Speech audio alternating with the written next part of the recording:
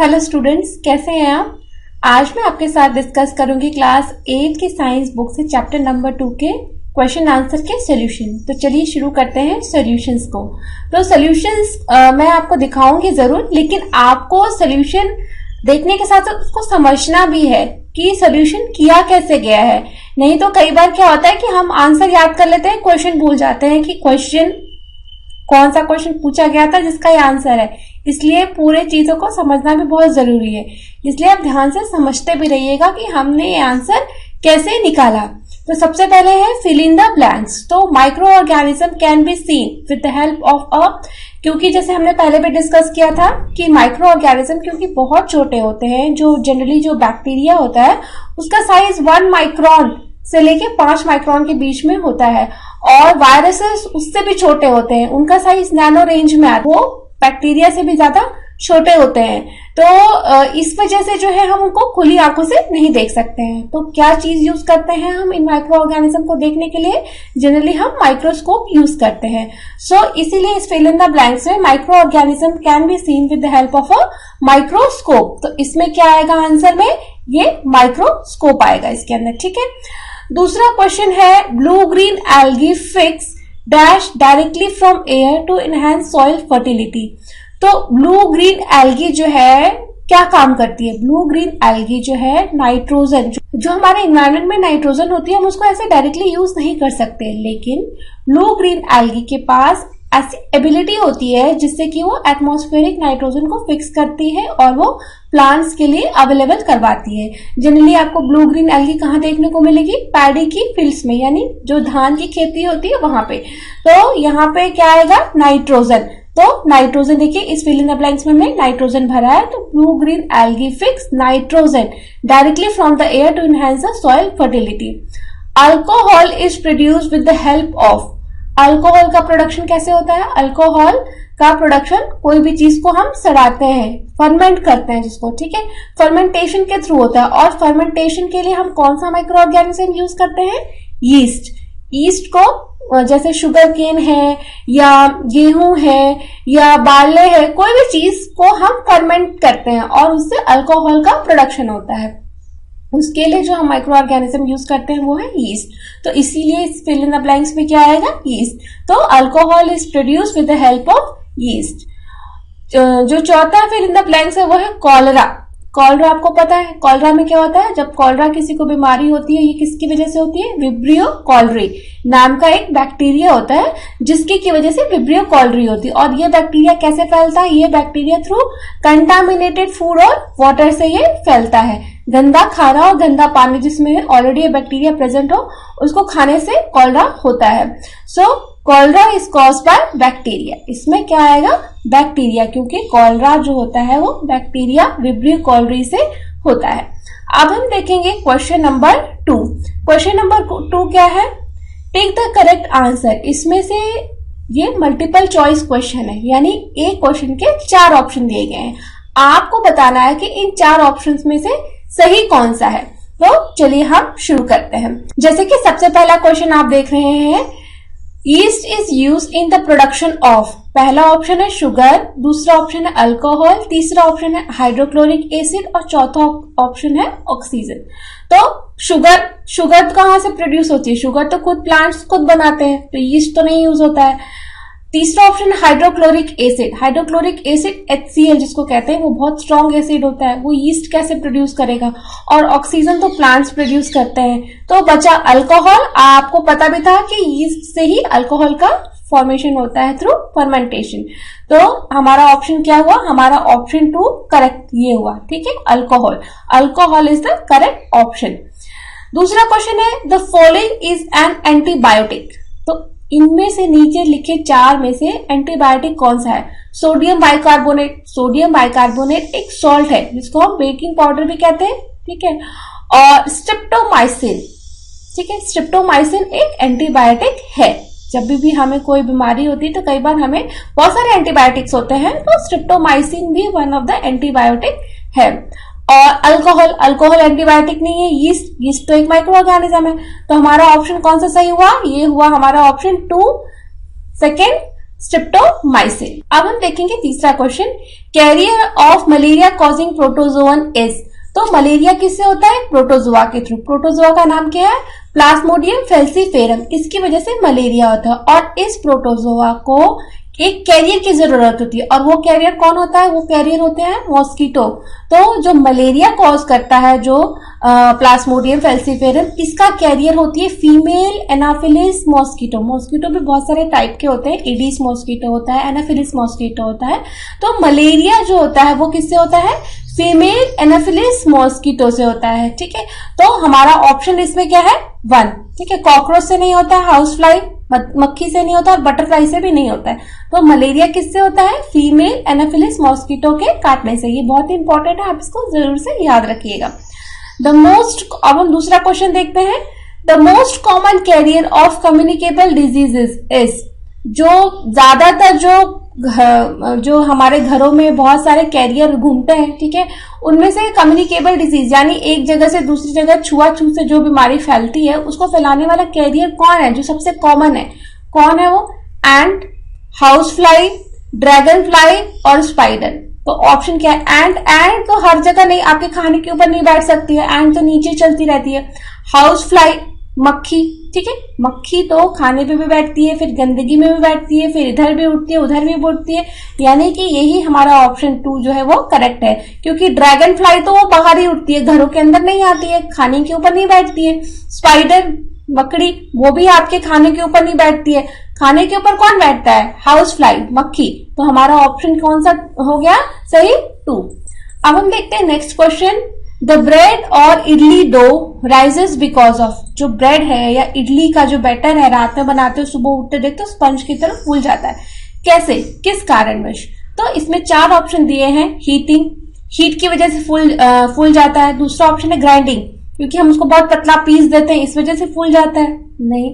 Growth of yeast cell, yeast cell के growth की वजह से फूल जाता है, या नीडिंग या गूदने की वजह से फूल जाता है। तो हमारा ऑप्शन है इसमें करेक्ट, वो है 3rd, ग्रोथ ऑफ यीस्ट। जो हमारा स्पंजी ब्रेड होता है या इडली होता है, वो उसके अंदर यीस्ट सेल होती है, कोई फंगस की कुछ सेल्स ऑलरेडी रहती है, तो वो उसकी वजह से वो बैटर राइज कर जाता है। ठीक है, भले ही हम उसमें मिक्स नहीं करें, लेकिन चावल में क्योंकि वो ओमनी प्रेजेंट होते हैं, तो जब उनको प्रॉपर इन्वायरमेंट देते हैं तो वो सेल्स वहां पे ग्रो करती हैं।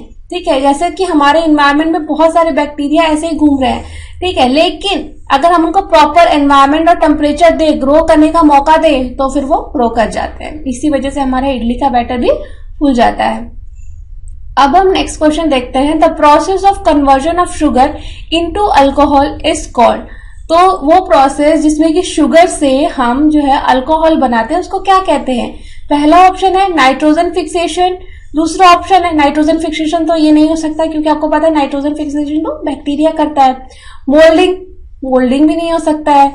तीसरा क्या है? फर्मेंटेशन। और चौथा क्या है? इन्फेक्शन, तो इन्फेक्शन भी नहीं होता है। तो इस प्रोसेस को क्या कहते हैं? फर्मेंटेशन। फर्मेंटेशन के प्रोसेस में शुगर से हम अल्कोहल बनाते हैं। और इसमें कौन सा बैक्टीरिया है, इसमें कौन सा माइक्रो ऑर्गेनिज्म यूज करते हैं? हम यीस्ट को यूज करते हैं for the fermentation of sugar, ताकि हम अल्कोहल का फॉर्मेशन कर सकें। सो अब हम देखेंगे नेक्स्ट क्वेश्चन, वो है हमारा मैचिंग। ठीक है, कॉलम की मैचिंग है, तो अब हम मैचिंग कराएंगे।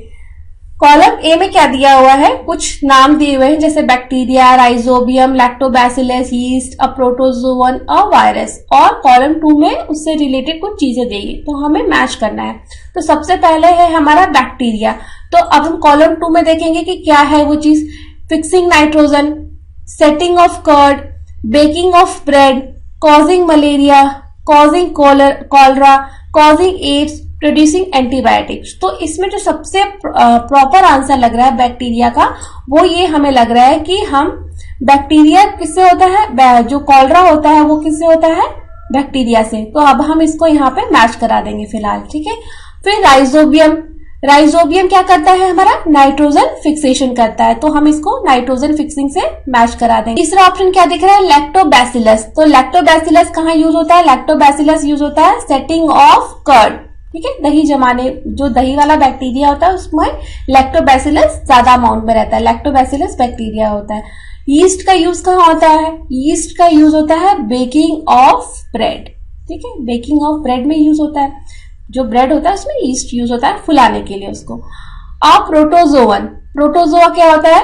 प्रोटोजोआ की वजह से मलेरिया होता है, जैसे अभी हमने डिस्कस किया, प्रोटोजोआ की वजह से मलेरिया होता है, उसका नाम है प्लाज्मोडियम फैल्सिफेरम। और 6 है हमारा वायरस। वायरस किसकी वजह से होता है? वो है हमारा एड्स, ठीक है, एक्वायर्ड इम्यूनो डिफिशियंसी सिंड्रोम। इसके ये जो है वायरस की वजह से होता है, जिसका नाम है HIV वायरस, यानी ह्यूमन इम्यूनो डिफिशियंसी वायरस। तो अब हम नेक्स्ट क्वेश्चन देखते हैं, can micro organism B seen with the naked eyes? If not, how can they be seen? तो क्या हम माइक्रो ऑर्गेनिज्म को नेकेड, खुली आंखों से, जैसे हम और चीजों को देखते हैं अगल बगल की, वैसे हम माइक्रो ऑर्गेनिज्म को भी देख सकते हैं? इसका आंसर है नहीं। हम नेकेड आई, खुली आंखों से माइक्रो ऑर्गेनिजम्स को नहीं देख सकते हैं, क्योंकि वो बहुत छोटे होते हैं। उनकी जो हमारी आंख की कैपेसिटी है वो उससे कहीं ज्यादा छोटे, हम उससे ज्यादा छोटे ऑर्गेनिज्म नहीं देख सकते हैं। तो आंसर क्या होगा? Micro organisms are too small to be seen through naked eyes, they can be seen with the help of a magnifying glass. जो माइक्रो ऑर्गेनिज्म थोड़े बड़े होंगे उनको मैग्नीफाइंग ग्लास से देख सकते हैं, नहीं तो हमको बहुत हाई पावर का माइक्रोस्कोप यूज करना पड़ता है उनको साफ साफ, बड़ा बड़ा और अच्छे से देखने के, पहचानने के लिए कि ये कौन सा बैक्टीरिया। केवल देखने भर से नहीं पता चलेगा ना ये कौन सा बैक्टीरिया, हमको और उसका एनलार्ज्ड फिगर, बैक्टीरिया का भी बहुत डिटेल, कि बैक्टीरिया का स्ट्रक्चर कैसा है, रॉड है, राउंड है, उसके सीलिया निकला है कि नहीं निकला है, वो मूविंग है कि नहीं, तो बहुत सारे कैरेक्टरिस्टिक्स को पहचानने के लिए तो हमें बहुत हाई पावर का हमें बहुत हाई पावर का जो है माइक्रोस्कोप यूज करना होगा। So for example fungus that grow on bread is so small that it can be seen only with the help of magnifying glass और microscope। तो ज्यादातर जो माइक्रो ऑर्गेनिजम्स हैं हम उनको माइक्रोस्कोप की मदद से ही देख सकते हैं, हम ऐसे नहीं देख सकते हैं। 5वां क्वेश्चन है, What are the major groups of microorganism? Microorganisms की जो मेजर ग्रुप्स हैं वो कौन कौन से हैं? तो माइक्रोऑर्गेनिजम्स के 5 मेजर ग्रुप हैं। एक है बैक्टीरिया, फंगई, प्रोटोजोआ, वायरस और एल्गी। तो बैक्टीरिया क्या होता है? They are single cell disease causing micro organism, they can be spiral और रॉड शेप, ठीक है, तो वो राउंड भी हो सकते हैं, कोकस भी हो सकते हैं, बैसिलस भी हो सकते हैं, स्पाइरल भी हो सकते हैं, और वो डिजीज कॉजिंग होते हैं ज्यादातर, ठीक है। कुछ गुड बैक्टीरिया भी होते हैं, जैसे कि हमने जो दही जमाई lactobacillus, that is good bacteria. और दूसरा जो माइक्रो ऑर्गेनिज्म है वो है fungi, they are mostly multi cellular disease causing microbes, bread mould are some examples of fungi. तो फंगस जैसे आपने अचार में भी देखा होगा, कई बार फुफुद लग जाती है व्हाइट कलर की, तो वो फंगस है। तो ऐसे भी आप बहुत बार देखते हो चीजों में कुछ व्हाइट या ब्लैक सा कुछ लग जाता है, तो वो सारे फंगस है। फंगस की भी बहुत सारी वैरायटी होती है, एक ही टाइप का फंगस नहीं होता, फंगस भी बहुत सारे टाइप के होते हैं, ठीक है। और है हमारा तीसरा protozoa, they mainly include organism such as amoeba, plasmodium, they can be unicellular और मल्टीसेलुलर। तो प्रोटोजोआ यूनिसेलुलर भी हो सकते हैं और मल्टीसेलुलर भी हो सकते हैं। अब है virus, viruses are disease causing microbes that reproduce only inside the host organism. तो वायरसेस और बाकी सब में क्या अंतर है? वायरसेस ये जो बाकी है ये सारे किसी भी मीडियम पे ग्रो कर सकते हैं, जैसे हमने खाना रखा उसके ऊपर बैक्टीरिया डाल दिया, बैक्टीरिया खाने को खा रहा है, लेकिन वायरस को अगर हम खाने पे रख देंगे तो वायरस खाने को नहीं खाएगा, क्योंकि वायरस को ग्रो करने के लिए, डिवाइड करने के लिए एक लिविंग होस्ट चाहिए, जैसे कि ह्यूमन है या कोई एनिमल है या कोई माइक्रो ऑर्गेनिज्म है। तो वायरस कभी भी नॉन लिविंग चीजों के अंदर ग्रो नहीं कर सकता, उसको लिविंग ही होस्ट चाहिए। 5वां है वो है algae, they include multicellular photosynthetic organism such as spirogyra, and जो काई लग जाती है आपने देखा होगा, वो एक आप समझ सकते हो वो एक एल्गी का टाइप है। तो इसके एग्जाम्पल है स्पाइरोगोरा और क्लेमाइडोमोनास। तो कोई भी ऑर्गेनिज्म जैसे bacteria, fungus, protozoa, virus, algae मैंने बताया, इनके भी बहुत सारे टाइप होते हैं, बहुत सारे टाइप के बैक्टीरिया होते हैं, बहुत सारे टाइप के फंगी, बहुत सारे टाइप के प्रोटोजोआ, बहुत सारे टाइप के वायरस और बहुत सारे टाइप की एल्गी होती है। ये आप याद रखिएगा, ये सब चीजें एक कैटेगरी है, लेकिन इनके भी बहुत सारे टाइप्स होते हैं। अब हम देखते हैं next question, name the micro organism which can fix atmospheric nitrogen in the soil. उस माइक्रो ऑर्गेनिज्म का नाम बताना है जो कि नाइट्रोजन को फिक्स कर सकता हो सॉइल में। तो वो कौन सा माइक्रो ऑर्गेनिज्म है? Rhizobium. Bacteria such as rhizobium and certain blue-green algae present in the soil can fix atmospheric nitrogen and convert it into usable nitrogenous compound। तो राइजोबियम जो होता है वो ज्यादातर हमारे जो पल्सेस हैं, ठीक है, जैसे कि रहेर, चना, मटर, इन सब के जो पल्सेस हैं उनके रूट्स में रहता है नोड्यूल बना के, तो वहां पे नाइट्रोजन फिक्स करता है। और ब्लू ग्रीन एल्गी भी नाइट्रोजन फिक्स करते हैं, ज्यादातर ये पैडी राइस फील्ड्स में पाई जाती है, ठीक है।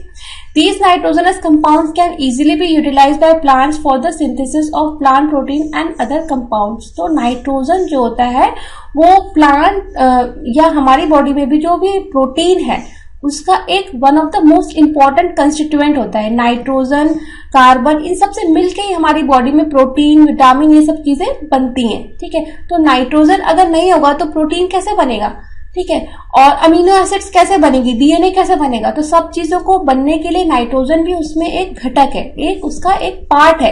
तो नाइट्रोजन चाहिए, लेकिन हम क्योंकि एटमॉस्फेरिक नाइट्रोजन को यूज कर नहीं सकते हैं तो, और प्लांट्स भी यूज नहीं कर सकते, तो कुछ प्लांट्स इस तरह से कुछ बैक्टीरिया की मदद से अपने लिए नाइट्रोजनस कंपाउंड्स को फिक्स करते हैं एटमॉस्फेयर में। तो वो है राइजोबियम और ब्लू ग्रीन एल्गी। अब हम देखते हैं next question, right 10 lines on the usefulness of microorganisms in our life। तो 10 लाइन लिखनी है आपको, माइक्रो ऑर्गेनिज्म कैसे यूजफुल हो सकते हैं। माइक्रो ऑर्गेनिज्म वैसे तो हार्मफुल होते हैं, लेकिन बहुत सारे माइक्रो ऑर्गेनिज्म यूजफुल भी होते हैं, ठीक है। आपको उनको ढूंढना पड़ता है कि कौन सा माइक्रो ऑर्गेनिज्म से हम कौन सा काम कर सकते हैं। जैसे कि इसमें बताया गया है, micro organisms are too small to be seen through the naked eyes. बहुत छोटे होते हैं, उनको खुली आंखों से नहीं देख सकते।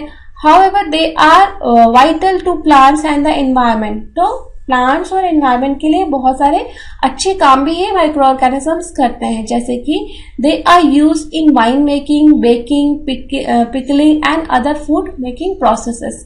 तो बहुत सारे फूड इंडस्ट्री में ये माइक्रो ऑर्गेनिज्म का यूज होता है, किसी भी चीज को फर्मेंट करने के लिए, किसी भी चीज में एक फ्लेवर लाने के लिए, ठीक है, और वाइन मेकिंग में यूज होता है। Alcoholic fermentation by yeast is widely used in the preparation of wine and bread। तो yeast को बहुत सारी जगहों पे fermentation के लिए यूज किया जाता है। Bacterium lactobacillus promotes the formation of curd। तो जो भी इंडस्ट्रियल लेवल पे कर्ड बनता है फैक्ट्रीज में, वो लैक्टोबैसिलस बैक्टीरिया को यूज करके कर्ड को हम बनाते हैं। तो microbes are use to reduce pollution. कुछ माइक्रोब्स को पॉल्यूशन रिड्यूस करने के लिए भी किया जाता है। कैसे? वो माइक्रोब्स जो होते हैं, जो भी गंदगी रहती है, जो भी गार्बेज रहता है, उसको गलाने सड़ाने का काम करते हैं। For example, they decomposes such as bacteria and fungi break down dead bodies and excreta to form inorganic compounds which can be absorbed by the plants। तो वो जो भी डेड और डिकेइंग और खराब हो चुकी चीजें जो कि हम फेंक देते हैं, जैसे सब्जी के छिलके, जानवरों की लाशें, तो इन सब पे इस तरह के बैक्टीरिया, फंगस लग करके उनको डिके कर देते हैं, उनको सड़ा देते हैं, और जो भी उनके अंदर मिनरल्स होते हैं, न्यूट्रिएंट्स होते हैं, उनको फिर से अनलॉक कर देते हैं ताकि प्लांट्स उनको फिर से यूज कर सकें, ठीक है। उनके लिए, प्लांट्स के लिए रीयूजेबल उन न्यूट्रिएंट्स को बना देते हैं। They are used to increase the soil fertility by fixing the atmospheric nitrogen with the help of bacterium, rhizobium and some other blue-green algae। तो नाइट्रोजन फिक्सेशन का भी काम करते हैं। Microbes also play an important role in the preparation of medicines। दवाइयां बनाने के लिए भी माइक्रोब्स का बहुत ज्यादा यूज होता है। Antibiotics are chemicals produced by micro organisms to kill bacteria. Streptomycin for example is an antibiotic. तो इन माइक्रो ऑर्गेनिजम्स की मदद से हम बहुत सारे एंटीबायोटिक्स भी बनाते हैं, जो कि बहुत सारे डिजीज कॉजिंग बैक्टीरिया के अगेंस्ट में बहुत काम आते हैं और हमें बीमारियों से बचाते हैं। Certain microbes are also used in the biological treatment of sewage and industrial effluents। जो हमारे घरों से सीवेज निकलता है, ठीक है, और इंडस्ट्रियल लेवल पे जो भी खराब पानी, गंदा पानी निकलता है, उन पानी को ट्रीट करने के लिए भी बहुत सारे बैक्टीरिया यूज किए जाते हैं ताकि वो गंदा पानी जाके नदी में ना मिले, ठीक है। तो सीवेज ट्रीटमेंट प्लांट और इंडस्ट्रियल ट्रीटमेंट प्लांट्स में भी बहुत सारे माइक्रोब्स का यूज किया जाता है ताकि हम वहीं पे उनको सलाह गड़ा के जो है गंदी चीजें जो है पानी में बहने से रोक सके, पोल्यूशन को रोक सके। अब हम देखते हैं question number 8, right A short paragraph on the harms caused by micro organisms. Micro organism फायदे की बात तो हमने की, लेकिन बहुत सारे नुकसान भी करते हैं। बेसिकली क्या करते हैं, वो डिजीज कॉज करते हैं, ह्यूमंस में, एनिमल्स में, प्लांट्स में, सब में डिजीज कॉज करते हैं। तो और चीजों को बहुत जल्दी सड़ा गला देते हैं। तो ये जो है सबसे ज्यादा हार्मफुल उनका एक एक्ट है। तो harmful effects of micro organism आप देख सकते हैं। Micro organism cause diseases in plants, for example in human bacteria cause disease such as tuberculosis, cholera, typhoid. तो ये सारे डिजीज ह्यूमंस में कॉज करते हैं, और जानवरों में क्या करते हैं, foot and mouth disease cause करते हैं, cause by virus. Also, several microbes cause disease in plants. For example, the productivity of wheat, orange, apple, etc. is reduced due to microbial disease in plants. Certain microbes, on entering into our body, produce toxic substances. तो food poisoning भी cause करते हैं microorganism. Some microorganisms such as fungus spoil our food. तो हमारा खाना जैसे हमें बना के रखा, 4-5 घंटे के बाद देख रहे हैं तो खाना में बदबू आ रही, वो खाना महक गया, ठीक है, और ब्रेड को भी खराब कर, ऐसे बहुत सारी चीजें जो है हमारे लिए नुकसान भी पहुंचाते हैं। अब हम देखेंगे question number 9, what are antibiotics, what precaution must be taken while taking the antibiotics. तो एंटीबायोटिक्स क्या होते हैं और हमको कौन कौन सी सावधानी बरतनी चाहिए इनका इस्तेमाल करने से पहले। Antibiotic medicines produced by certain microorganisms to kill other disease-causing microorganisms. These medicines are commonly obtained from bacteria and fungi. Streptomycin, tetracycline, penicillin, etc. are common antibiotics. तो ये एंटीबायोटिक्स कुछ कॉमन एंटीबायोटिक्स है जो कि जनरली यूज करते हैं। और क्या प्रिकॉशंस क्या होती हैं कि क्या सावधानियां बरतनी चाहिए। Antibiotic should be taken under the supervision of A well qualified doctor. केवल डॉक्टर की परमिशन से ही एंटीबायोटिक्स खानी चाहिए, अपने मन से एंटीबायोटिक्स नहीं खानी चाहिए।